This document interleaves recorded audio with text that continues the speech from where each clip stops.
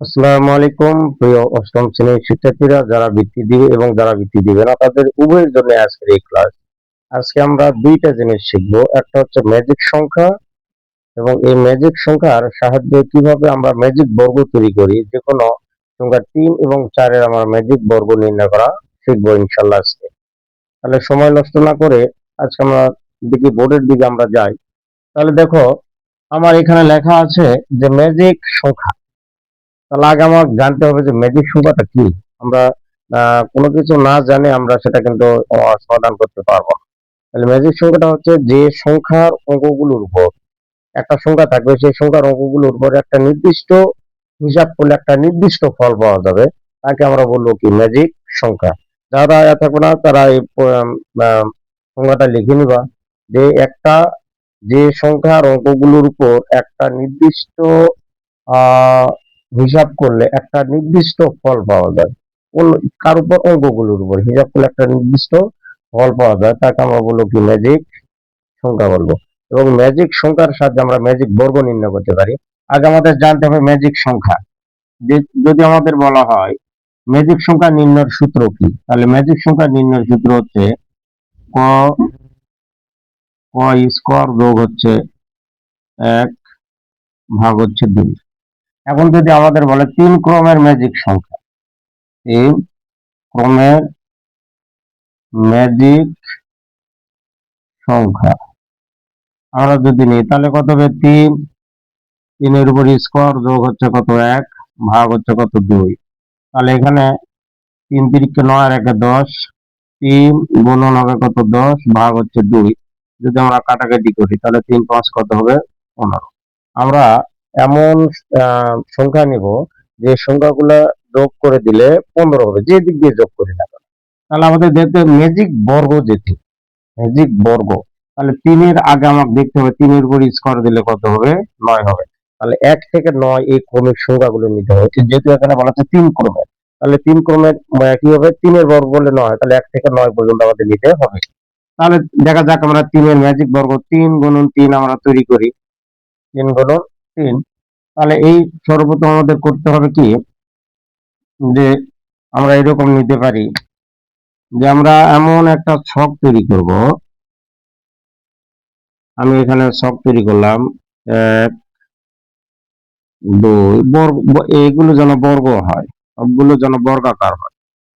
তাহলে এখানে 1 2 3 নিলাম। তাহলে এখানে আমার কয়টা ঘর হলো? তাহলে আগে আমরা দেখবো 3 গুণন 3 এর ম্যাজিক সংখ্যা হচ্ছে 1 2 3 4 5 6 7 8 9। এগুলো আমরা কত? যদি বিজোড় হয়, যদি কি হয়? বিজোড় হয়, তাহলে আমরা এই দেখো এই দিকে একটা ফাঁকা আছে, এই দিকে একটা ফাঁকা আছে, মাঝখানে কি বসাবো? 1 বসাবো। বসে দিলাম, দিয়ে দেখো এই কানি দিয়ে বের হয়ে গেলে দেখো তো এইদিকে কোনো ঘর আছে? নেই। তাহলে এই সোজা আসে এখানে বসবো কত? 2। ঠিক আছে। তারপর দেখো এই কানি দিয়ে বের হয়ে যাবে, যাওয়ার পরে এইদিকে কোনো ঘর আছে? নাই। তাহলে এইদিকে বেঁকে আসবে, তাহলে এই সোজা আসে এখানে বসবো কত? 3। তাহলে এই কানি দিয়ে যাওয়ার কথা কিন্তু এই যেতে পারতেছে না, তাহলে তার নিচে আসে তার সংখ্যাটা বসবে। তাহলে এখানে বসাবো কত? 4, এখানে হবে 5, আর এখানে হবে কত? 6।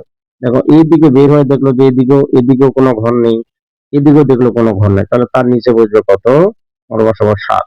এদিকে বের করে দেখলো যেখানে কোনো কি নেই, কোনো ঘর নেই, এদিকেও নেই, তাহলে এখানে আসে তাহলে এই সোজা আসে এখানে বসবে কত? 8। এখন এই দিক দিয়ে বের হয়ে যায়, দেখলো উপরে কোনো ঘর নেই, তাহলে এই সোজা আসে এখানে বসবে কত? 9।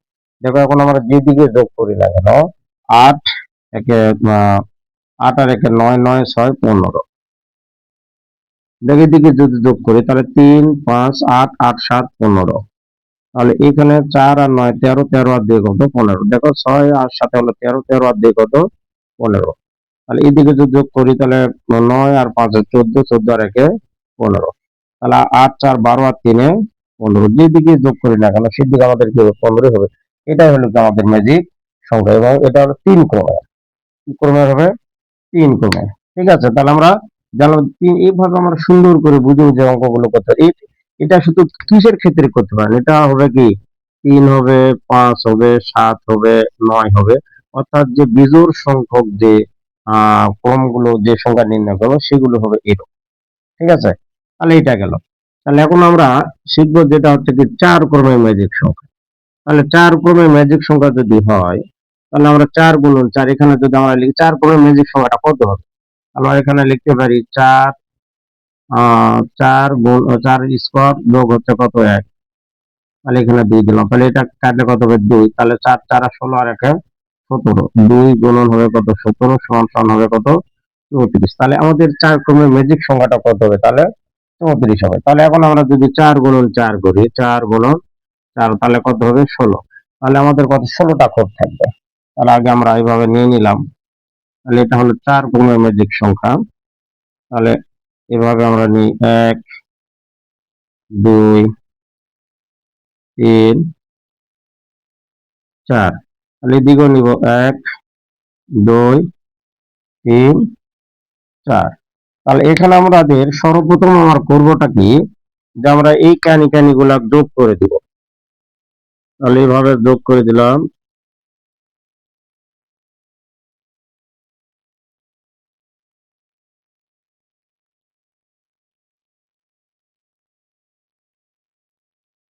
এইগুলো আমরা কি করে দিলাম যোগ করে দিলাম। যোগ করে দেওয়ার আমরা 1 থেকে 16 পর্যন্ত যাব। যে ঘরগুলোকে ক্রস করেছে, সে যে ঘরের উপর দিয়ে এই টানগুলো গেছে সেখানে আমরা সংখ্যা বসাবো, এবং যে ঘরগুলোর মধ্যে যায়নি সেগুলো আমরা বসাবো না। তাহলে দেখো এখানে আমরা সর্বপ্রথম বসাবো কত 1 2 3, এই ঘর দুটা ঘর ফাঁকা, তাহলে 2 3 এখানে যা বসাবো কত 4, ঠিক আছে। তারপর এখানে আছে 5, এখানে বসবে কত 6, আর এখানে বসবে 6, যেহেতু এই ঘরগুলো কি করছে 6 আর এখানে বসবে কত 7, তাহলে 7 এর পরে 8 এই ঘর ফাঁকা, 9 ফাঁকা, তাহলে এখানে হবে কত 10, এখানে হবে কত 11, এখানে 12, এখানে আসে হবে কত 13, এই ঘর ফাঁকা এই ঘর ফাঁকা, তাহলে এখানে আসে হবে কত 16 বসানো।